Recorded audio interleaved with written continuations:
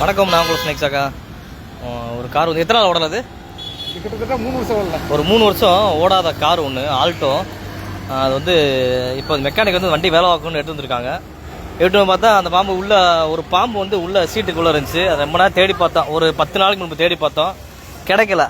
அதே பாம்பு, அது அவர் பார்த்த பாம்பு அப்படியே வந்து இன்னைக்கு வந்து கண்ணில் சிக்கிருக்குது. கிட்டத்தட்ட ஒரு 10 நாளுக்கு அப்புறம் மறுபடியும் அந்த பாம்பை பார்க்குறோம். அந்த பாம்பு இருக்கிறத பாருங்களேன்.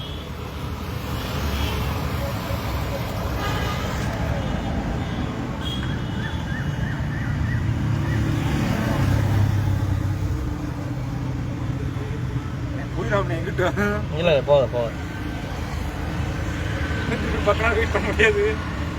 அது இப்போ சேஸுக்குள்ள போய் தான் நிற்குது. எப்பயும் சேஸுக்குள்ள போன மாதிரி தான் நிற்குது. இப்போ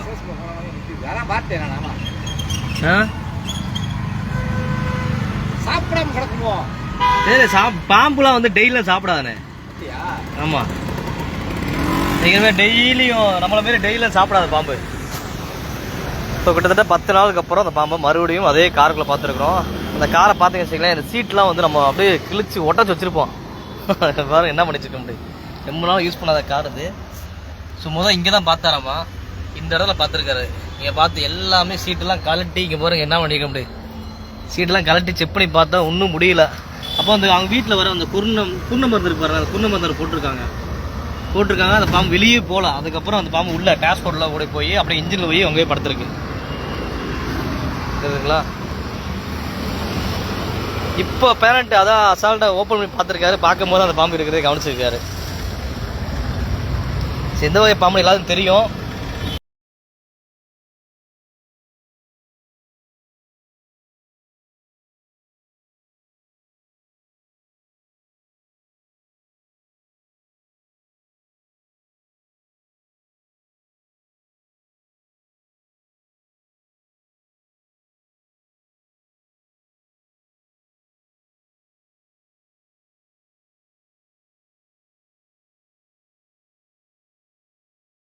காருக்குள்ள வந்து மீட் எடுத்த பாம்பு இதுதான்.